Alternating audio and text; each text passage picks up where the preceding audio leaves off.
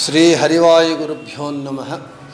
ओं वंदे विष्णुं नमामि श्रियमथ च भुवं ब्रह्मवायू च वंदे गायत्रीं भारतीं तामपि गरुडमनन्तं भजे रुद्रदेवं देवीं वंदे सुपर्णी महिपतिदयितां वारुणीमप्युमां तां इन्द्रादीन् काममुख्यानपि सकलसुरान् तद्गुरून्मद्गुरूंश्च अभ्रमं भङ्गरहितम् अजडं विमलं सदा आनन्दतीर्थमतुलं भजे तापत्रयापहम् जलज्येष्ठनिभाकारं जगदीशपदाश्रयं जगतीतलविख्यातं जगन्नाथगुरुं भजे पृथ्वीमण्डलमध्यस्थाः पूर्णबोधमतानुगाः वैष्णवाः विष्णुहृदयाः तान् नमस्ये गुरून् मम आपादमौलिपर्यन्तं गुरूणाम् आकृतिं स्मरेत् तेन विघ्नाः प्रणश्यन्ति सिद्ध्यन्ति च मनोरथाः। श्री विद्यासागर माधव तीर्थ गुरुभ्यो नमः। हरिः ओम्। కాశీ విశ్వనాథుని ఈ క్షేత్రంలో గంగానదీ తీరంలో ఈరోజు రెండవ రోజు జ్ఞానయజ్ఞంలో మనం అనుకున్నట్లుగా ఈరోజు సాయంత్రము సెషన్లో హరిదాస సాహిత్యంలోని జగన్నాథదాసుల వారి చేత రచింపబడినటువంటి ఫలవిదు బాళదుదకే అనేటటువంటి చిన్న గ్రంథము అయితే ఆకృతి యందు వామనాకృతి అయిన విషయమునందు త్రివిక్రమాకృతి కలిగినటువంటిది. అటువంటి ఫలవిదు బాళదుదకే ఈ 9 రోజులు చెప్పుకుందామని చెబుతూ నేను పొద్దున చెప్పినట్లుగా మనం ఒక గ్రంథాన్ని తెలుసుకొనేబోయే ముందు గ్రంథకర్త గురించి కూడా తెలుసుకున్నప్పుడు ఆ గ్రంథము పట్ల మనకు గౌరవము, తర్వాత వినాలి అనేటటువంటి ఆసక్తి కలుగుతుంది మనకు. ఈ గ్రంథకర్త జగన్నాథదాసుల వారు హరిదాస సాహిత్య ప్రవర్తకులలో కర్ణాటక సంగీత పితామహులని ప్రసిద్ధులైనటువంటి పురందరదాసుల వారు,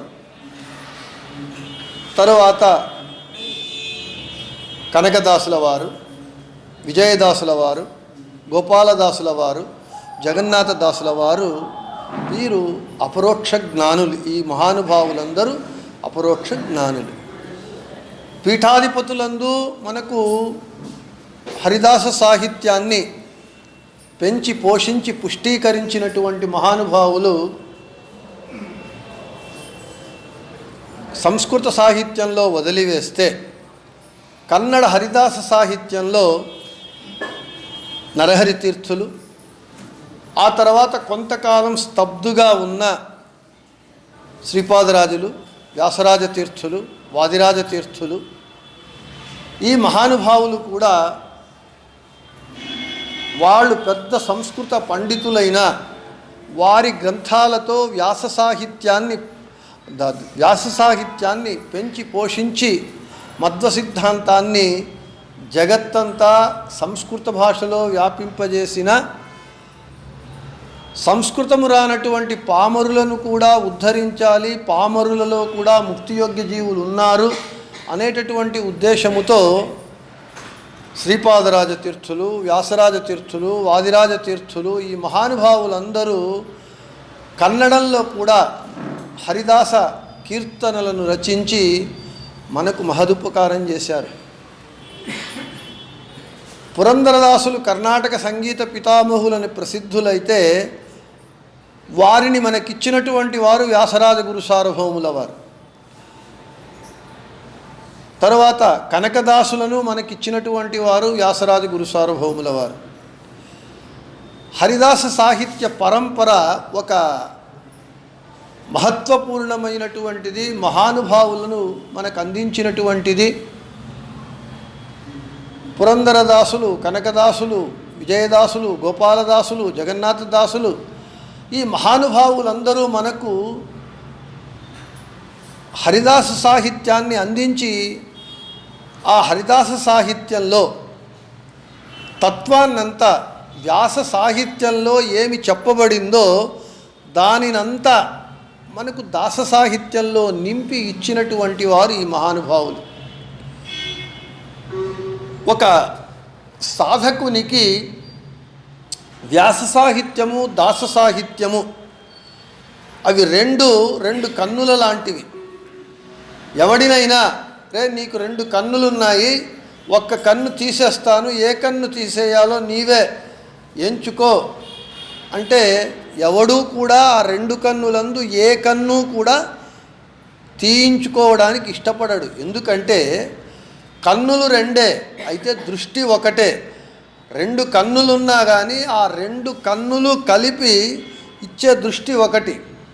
ఒక కన్ను కన్ను కాదు, ఒక కొడుకు కొడుకు కాదు అని సామెత.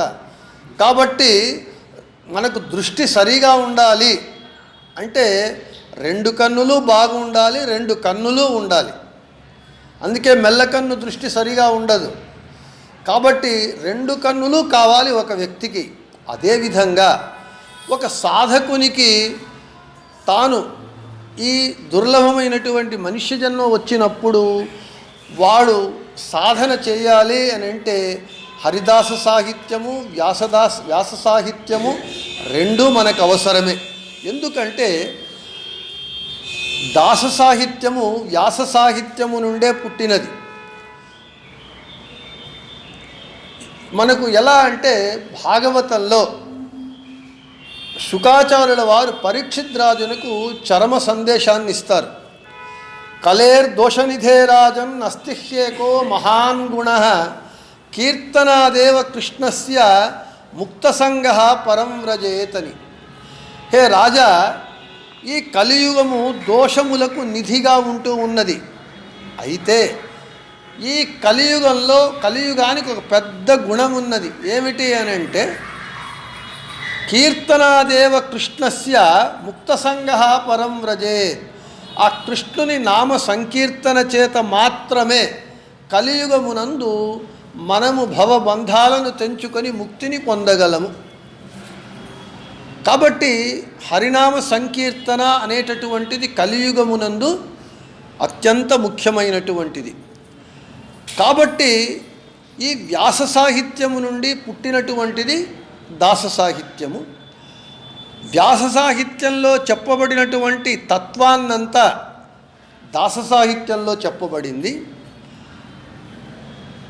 ఇదే విషయాన్నే శ్రీపాదరాజ తీర్థుల వారు అంటారు. ధ్యానవు కృతయుగది యజ్ఞ యజనవు త్రేతాయుగది దానవాంతకన దేవతార్చనయు ద్వాపరది కలియుగది గానది కేశవనందరే కైగూడువను రంగవిఠల అని.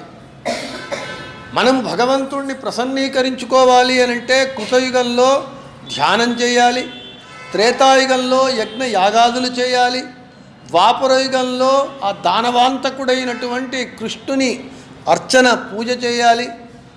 కలియుగంలో ఇవి ఏవి అవసరం లేదు. ధ్యానం చేయాలంటే మనస్సు ఏకాగ్రచిత్తం కావాలి, కష్టము. యజ్ఞయాగాదులు చేయాలంటే ద్రవ్యాలు దొరకవు, పవిత్రమైనటువంటివి, దానికి హోమగుండాలు అన్నీ కావాలి, కష్టము. ఇంకా పూజ చేద్దామంటే మంచి నీళ్ళే దొరకవు, అన్ని వాటర్ క్యాన్లు ఆర్ఓ వాటర్లే దొరుకుతాయి, శుద్ధమైనటువంటి బావి బోరు నది దొరకదు. కలియుగంలో ఇవి ఏవీ వద్దు. గానది కేశవనందరే కైగూడువను రంగవిఠల కలియుగది. ఆ భాగవతంలో చెప్పబడిన దానినే శ్రీపాదరాజ తీర్థులు ఈ ఉగాభోగంలో చెబుతూ ఉన్నారు. కాబట్టి కలియుగంలో మనము అంటే దేవతార్చన చేయకూడదు, యజ్ఞయాగాదులు చేయకూడదు, ధ్యానం చెయ్యకూడదని కాదు, అవి చేస్తూనే ముఖ్యంగా హరినామ సంకీర్తన, హరినామ స్మరణ చేయాలి. నవవిధ భక్తులలో శ్రవణం, కీర్తనం, విష్ణోః స్మరణం, పాదసేవనం, అర్చనం, వందనం, దాస్యం, సఖ్యమాత్మ నివేదనం. దానిలో మొదటి భక్తి శ్రవణము, రెండవది కీర్తన భక్తి, మూడవది స్మరణ భక్తి. మీకు శ్రవణము వినడం చాలా సులభమైనటువంటిది. హరికథామృత సారంలో జగన్నాథదాసులు శ్రవణ మనకానందవీవుదు భవజనిత దుఃఖగళ కళెవుదు. వింటే మనస్సుకు ఆనందం కలుగుతుంది, భవజనిత దుఃఖములన్నీ పోతాయి. వినాలి. వినడం అంటే ఏమిటి? చెవిని పడేస్తే వింటుందా? ఒక్క చెవిని పడేస్తే వినదుగాక నిద్ర వస్తుంది. చెవి ప్లస్ మనస్సు పెట్టాలి. ఏ పని చేయాలన్నా, ఏ ఇంద్రియమైనా అది ఒక్కటే చేయజాలదు. చెయ్యి పని చేయాలన్నా మనస్సు ప్లస్ చెయ్యి, చూడాలన్నా కన్ను ప్లస్ మనస్సు, వినాలన్నా చెవి ప్లస్ మనస్సు, మాట్లాడాలన్నా వాక్కు ప్లస్ మనస్సు. మనస్సు లేకుండా ఉంటే మనం ఏం చేస్తున్నామో మనకే అర్థం కాదు. మనస్సును పెట్టకుండా కేవలం చెవిని పెడితే అంతా ప్రవచనం 2 గంటలు అయిపోయిన తర్వాత చివరికి ఏం చెప్పారు ఆచార్యుల వారు అని అడిగే పరిస్థితి వస్తుంది. రామాయణం అంతా విని సీతకు రాముడేం కావాలన్నట్లు. ఎందుకు? అక్కడ మనస్సు పెట్టడం లేదు. ఇది మనకు జీవితంలో ప్రతినిత్యం అనుభవమే. ఇక్కడ అక్కడ ఒక పెన్ను ఉంది తీసుకురమ్మని పిల్లవాడికి చెబితే వాడు వింటాడు, పోతాడు, చూస్తాడు. పెన్ను లేదు అని అంటాడు. లేదురా అక్కడే ఉంది, లేదు అని వాదిస్తాడు. మనం పోయి తీసి పెన్నునిస్తే ఇక్కడే ఉంది కదా, ఎందుకు కనబడలేదు? వానికి కన్నులున్నాయి, పెన్ను అక్కడ ఉంది, అయినా వానికి కనబడలేదంటే వాడు మనస్సు పెట్టలేదు. కాబట్టి మనము వినడం, శ్రవణం చాలా సులభమైనటువంటిది. ఒక్క మనస్సు ప్లస్ కివిని అక్కడ పడేస్తే దాని పాటికి అది మనస్సులో చేరుతూ ఉంటాయి. ఇక్కడ శ్రవణము అనేటటువంటిది శ్రోత యొక్క స్థానం ఏమిటి అంటే, పంచభక్షాలు వడ్డించినటువంటి భోజనము ముందు విస్తరి ముందు కూర్చొని తినేవాని భోక్తృ పరిస్థితి శ్రోతృది. చెప్పేవాని పరిస్థితి ఏమిటి? వంటవాని పరిస్థితి. వాడు కష్టపడి గంటల తరబడి కండ్లు పొగ అవస్థపడి వాడు వంట చేస్తే వాడు కూర్చున్నవాడు ప్రతి ఒక్కటి వేలు పెట్టి ఒక నాలుకకు రాసుకొని దీంట్లో పులుపు ఎక్కువ, తీపి ఎక్కువ, అది ఎక్కువ వంకలు పెట్టేస్తాడు. వీడు 3 గంటలు కష్టపడి వంట చేసిందంతా వాడు ఒక్క నిమిషంలో ఎస్ ఆర్ నో అనేది తేల్చేస్తాడు. అలాగే ప్రవచనకర్త చెప్పేవాని పరిస్థితి వాడు గంటలు తరబడి చదివి కష్టపడి అర్థమయ్యాలని చెప్పేదానికి కష్టపడి చెప్పితే 2 గంటలు అంతా పోతూ అయ్యో ఆచార్యులు వారు ఏం బోరు కొట్టించినారండి, అయిపోయింది వీని పని, కథ గోవిందా, లేదా బాగా చెప్పారు. కాబట్టి శ్రవణం అనేటటువంటిది సులభమైన వడ్డించిన విస్తరి. మీరు చదివితే కష్టపడి విన్నప్పుడు కలిగినంత బాగా అర్థం కాదు, మీకు ఎన్నో అనుమానాలు వస్తూ ఉంటాయి. కాబట్టి శ్రవణము, కీర్తనము. సరే, కీర్తనము శ్రవణం అయితే ఒకటి చెప్పేవాడు ఉండాలి. సరే, ఇప్పుడు చెప్పేవాడు కూడా అవసరం లేదు. యూట్యూబ్ ఒక లింక్ కొడితే ఏమేమో అన్నీ వచ్చేస్తాయి. వద్దు కావలసినవి, కూడనివి అన్నీ వస్తాయి. కీర్తనం మనకు ఎవరి హంగు వద్దు, మన పాటికి మనకు నోరిచ్చాడు భగవంతుడు. ఆ భగవంతుని నామ కీర్తనలు పాడుకుంటూ ఉంటే అది ఒకటి. ఇక వీటన్నిటికంటే స్మరణము, భగవంతుని సదా మనస్సు యందు నీవు ఏ పని చేస్తూ ఉన్నా స్మరణాన్ముక్తి, భగవంతుని నామస్మరణ చేత మనకు ముక్తి వస్తుంది. ఇవన్నీ ఇచ్చేటటువంటిది ఏది అంటే మనకు హరిదాస సాహిత్యం. అందుకే అన్నారు, నీన్యాకో నిన్న హంగ్యాకో నిన్న నామದ ಬಲವೊಂದಿದ್ದರೆ ಸಾಕೋ కలియుగది గానది కేశవనెందరే కైగూడువను రంగవిఠల. కాబట్టి ఇవన్నీ మనం చూస్తూ ఉన్నప్పుడు మనకు ఈ హరిదాస సాహిత్యము ఎంత గొప్పది అనంటే, సంస్కృతంలో చెప్పినటువంటి జటిలమైనటువంటి విషయాలన్నింటినీ అత్యంత బాగా తేలికైన భాషలో కన్నడంలో మనకు ఇచ్చినారు హరిదాస. కాబట్టి మనము హరిదాస సాహిత్యం అనేటటువంటిది వ్యాస సాహిత్యంలో చెప్పినటువంటి సమస్త తత్వాన్ని, భగవత్ తత్వాన్నంతా తేట ఒక మంచి సరళమైనటువంటి కన్నడ భాష యందు మనకు హరిదాసులు రచించి ఇచ్చారు. దాన్నే తెలుగులో కూడా మనకు పోతనామాత్యుల వారు భాగవతాన్ని అందించారు. త్యాగరాజుల వారు, రామదాసు, ఈ మహానుభావులందరూ కూడా భగవత్తత్వాన్ని తెలుగులోనూ అందించారు. ఇక్కడ కన్నడ భాష హరిదాస సాహిత్యము కాబట్టి మనకు రెండు, వ్యాస సాహిత్యము కావాలి, దాస సాహిత్యము మనకు కావాలి. ఈ రెండు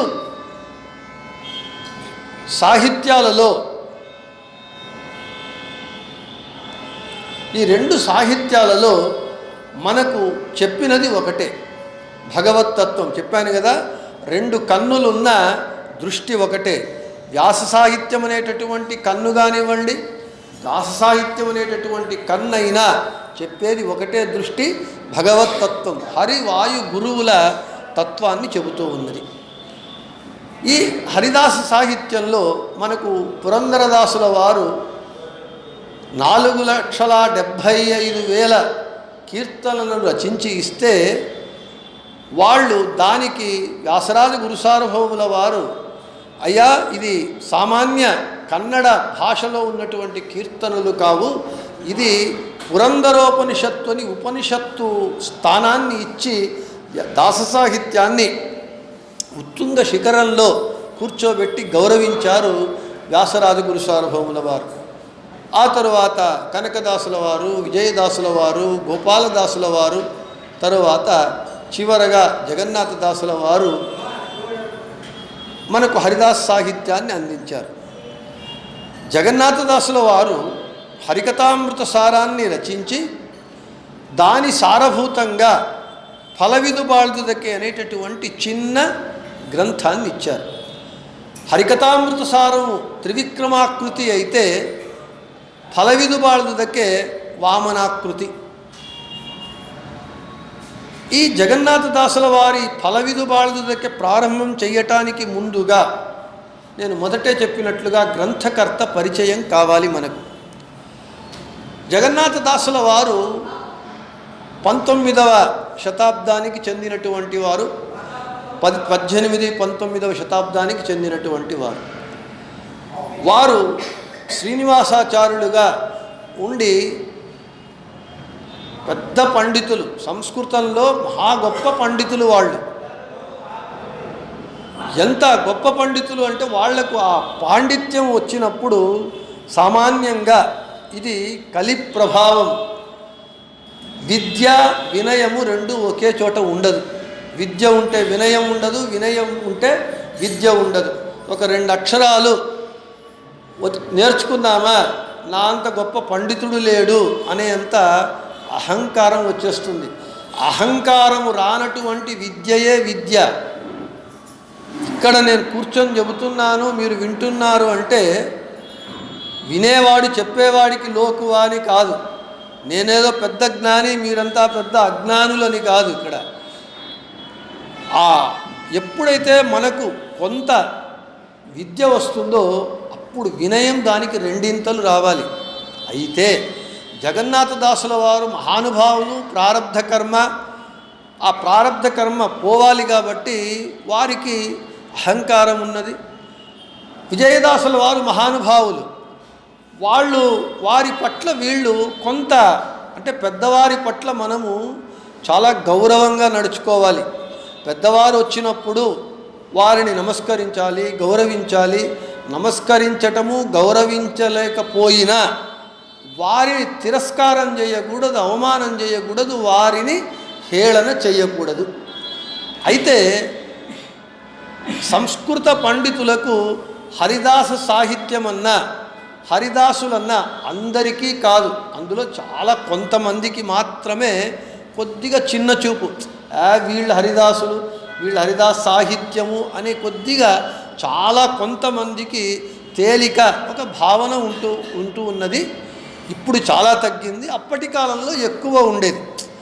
అప్పటి కాలం ఎలా ఉండేది అని అంటే, శ్రీపాదరాజ తీర్థులు వీళ్ళ కాలంలో సంస్కృత భాష తప్ప, దేవభాష అయినటువంటి సంస్కృత భాష తప్ప వేరే ఏ ప్రాకృతమైనటువంటి భాష మాట్లాడినా మైలాని స్నానము చేసేటటువంటి మడుగు కాలం అప్పుడు.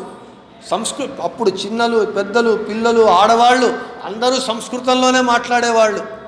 మడుగులో ఉన్నప్పుడు సంస్కృత భాష, తరువాత మహిళ అయినప్పుడు మాత్రమే కన్నడ భాష.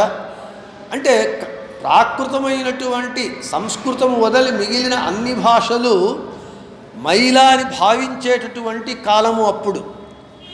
అదేవిధంగా జగన్నాథదాసుల వారు ఆ ఒక్క భావనలోనే ఉండి విజయదాసుల పట్ల కొంత అనుచితంగా ప్రవర్తించారు. వారిని కొద్దిగా, వీళ్ళు సామాన్య హరిదాసులు అని వారిని కొద్దిగా చులకన భావంతో చూశారు. ఇదంతా అయినది.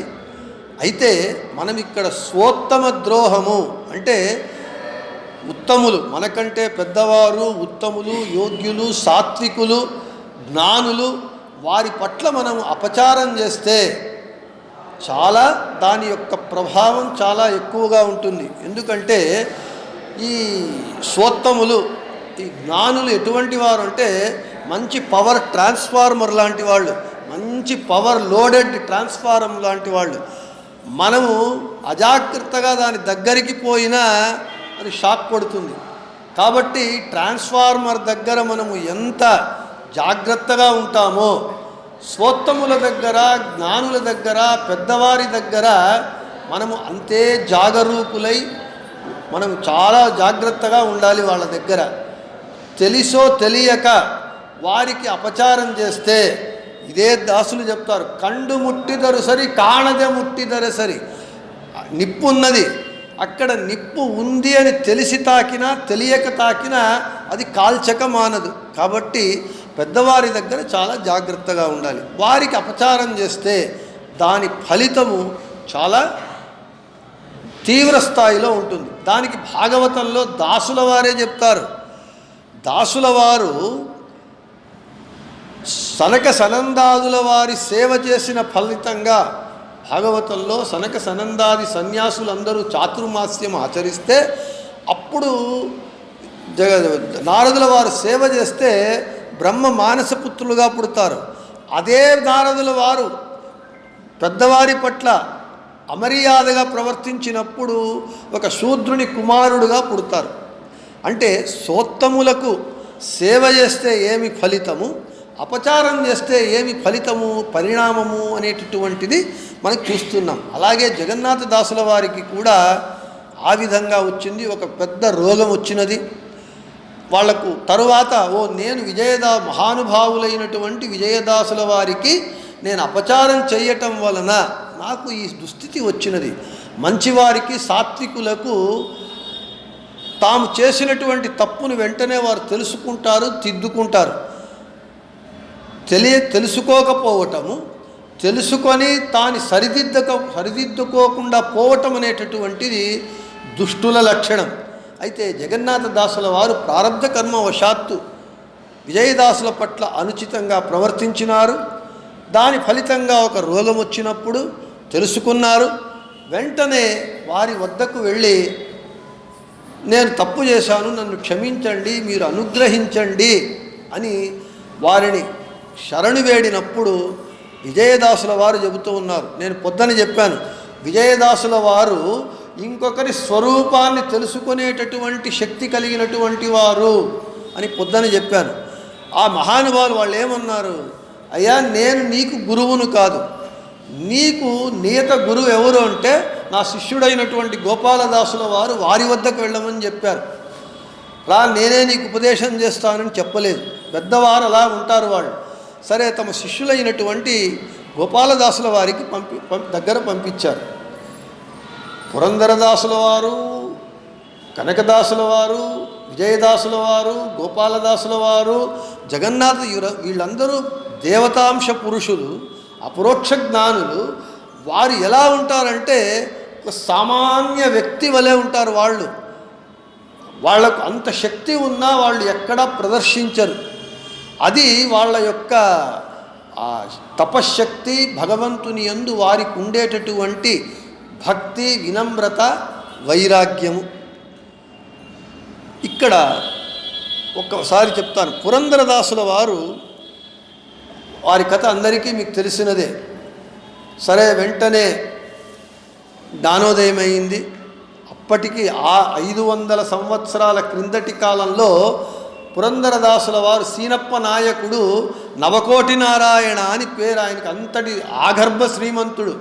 ఇప్పటి అంబానీలు వాళ్ళు వీళ్ళు కొన్ని లక్షల మంది వేసినా ఆయనకు ఒక్కరు కదా, ఆయన కాలి గోటికి సరిపోనంత ధనవంతుడు ఆయన. వైరాగ్యం కలిగింది అంతే, భగవంతుని అనుగ్రహం కలిగింది భార్య మూలంగా.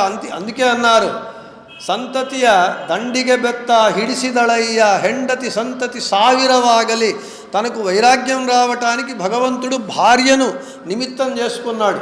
వచ్చింది అంతటి సంపదను కూడా తులసీదళం పెట్టి కృష్ణార్పణ అంత ఒకే మాట ఇచ్చారు. వెంట బయలుదేరి వెళ్ళిపోతూ ఉన్నారు. సరే, ఆమె కూడా సహధర్మచారిణి, భర్తను వెంట ఆమె కూడా వెళ్ళిపోయింది.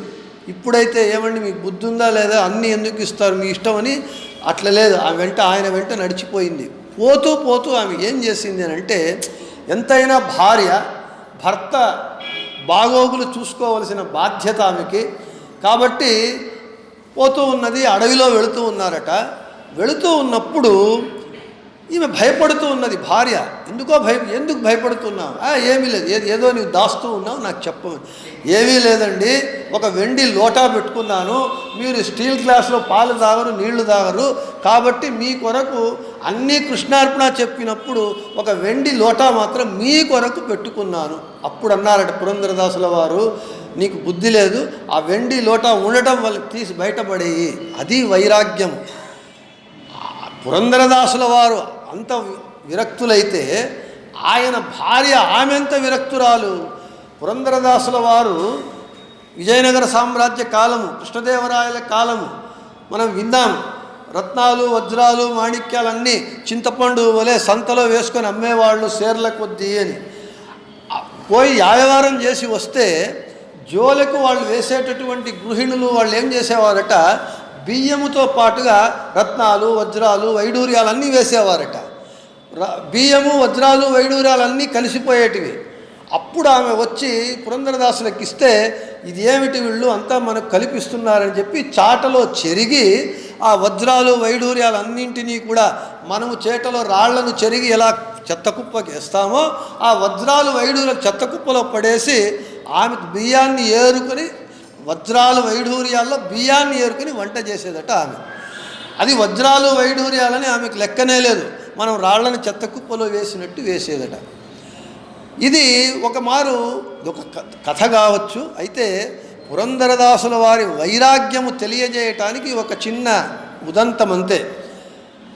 కృష్ణదేవరాయలకు ఆశ్చర్యమట, నేను అంతఃపురానికి వెళితే బాగా వజ్రాలు వైడూర్యాలు వేసి పంపిస్తూ ఉన్నారు. రాజుకు ఆశ్చర్యం, నేను ఒకరోజు ఒక చాటలో వజ్ర వైడూర్యాలు వేసేస్తే ఇక పురందరదాసుల వంశంలో ఎవడు బిచ్చం ఎత్తుకోకూడదు, అంత సంపద. రోజు వేస్తున్నాను, ఇతను రోజు వస్తున్నాడు, ఎంత ఈ మనిషికి ఎంత ఆశ అని, ఇది ఏదో మర్మం ఉంది తెలుసుకోవాలని రాజు మారువేషంలో వచ్చి చూశాడట. చూస్తే రోజు ఇతను వేసినటువంటి వజ్రాలు వైడూర్యాలు మాణిక్యాలు రత్నాలన్నీ కూడా వారి ఇంటి చెత్త కుప్పలో పడున్నాయట. ఇది పురందరదాసుల వారి వైరాగ్యం. ఇక విజయదాసుల వారు, కనకదాసుల వారంటూ, ఇక కనకదాసుల వారి మహిమ ఎటువంటిది అని అంటే, సామాన్యంగా భక్తులందరూ భగవంతుని వెంటబడతారు. అయ్యా నన్ను అనుగ్రహించు, నన్ను అనుగ్రహించు, నన్ను కరుణించు, అన్యతా శరణం నాస్తి, త్వమేవ శరణం మమ, నీవే తప్ప నితః పరం బెరుగా అని భక్తులు భగవంతుని వెంట పడితే, కనకదాసుల విషయంలో భగవంతుడు భక్తుని వెంట పడతాడు. కనకప్ప నాయక అని అతడు మంచి పాలెగాడు, ఆయన బాగా మంచి అధికారము దర్పము చాలా గొప్పగా ఉండేది ఆయనకి. భగవంతుడు వచ్చి, రే కనక నీవు నా దాసుడవు కారా అంటే, పోవయ్యా నీ దాసుడైతే చిటికలు కాళ్లకు గెజ్జలు ఇవి తప్పిస్తే నాకేం దొరుకుతుంది, ఇప్పుడు అధికారం ఉంది డబ్బు ఉంది ఇవన్నీ నేను వదలరాను, నీవు దగ్గర వస్తే నాకేం వస్తుంది అని ఇతను నేను కాను అంటున్నాడు. భగవంతుడు అడుగుతున్నాడు, ఇతడు తిరస్కరిస్తూ ఉన్నాడు. ఒకరోజు ఏమైందట, ఆయన శత్రువులు ఆయన్ను బాగా చితక్ కొట్టేశారు, వాళ్ళంతా గాయాలైనాయి, నొప్పి పడుతూ కింద పడి ఉన్నాడు. అప్పుడు భగవంతుడు వచ్చాట, రే కనక ఇప్పుడైనా నువ్వు దాసుడవు కారా అంటే, పోవయ్యా, ఒళ్ళంతా నొప్పులు, నేను నొప్పిపడుతుంటే ఇప్పుడు నేను దాసుడు కమ్మంటావా? నేను కాను. ఇది మొదట నాకు